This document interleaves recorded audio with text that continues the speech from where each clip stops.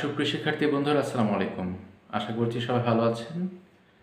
তো আজকে আমি যে বিষয়টা নিয়ে কথা বলবো সেটা হলো অনার্স থার্ড ইয়ার এবং ফোর্থ ইয়ারে পড়াকালীন চাকরির প্রস্তুতি কেমন করে নিতে হবে। তো এইটা অনেকেরই জানতে চাওয়া। এই প্রশ্নটা অনেকেই করে থাকেন যে আমি কীভাবে থার্ড ইয়ারে পড়া অবস্থায় বা ফোর্থ ইয়ারে পড়া অবস্থায় চাকরির প্রস্তুতি নেব।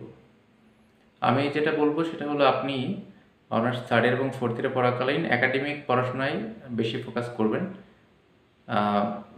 এর পাশাপাশি যদি আপনার হাতে সময় থাকে তখন আপনি কি চাকরির প্রস্তুতির জন্য একটু একটু করে পড়াশোনা করতে পারেন। তো দুইটা বিষয় এক্ষেত্রে আপনি ফলো করতে পারেন। একটা হলো আপনার যে সাবজেক্টে দুর্বলতা রয়েছে, অর্থাৎ অনেকে ইংলিশে দুর্বল, অনেকে ম্যাথে উইক আছেন, তো তারা ওই সাবজেক্টগুলোতে ডেইলি কিছু সময় দিতে পারেন। আরেকটা বিষয় হচ্ছে যারা বিসিএসের জন্য প্রস্তুতি নেবেন তারা এখন থেকে বিসিএসের সিলেবাসটা একটু একটু ধরে ধরে পড়াশোনা করতে পারেন। পরবর্তীতে আপনার প্রেশারটা কমে যাবে।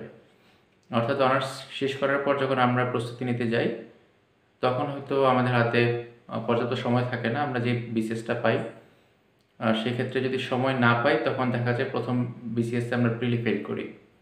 তো এখন থেকে যদি আপনি অল্প অল্প করে পড়েন, আপনার দুর্বলতা জায়গাগুলো এখন থেকে যদি শক্তিতে পরিণত করতে পারেন, পরবর্তীতে দেখা যাবে আপনার কনফিডেন্স লেভেলটা অনেক ভালো থাকবে, আপনি পরীক্ষাতে ভালো করবেন।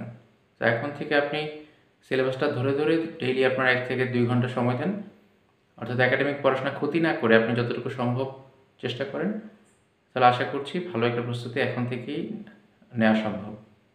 ধন্যবাদ সবাইকে।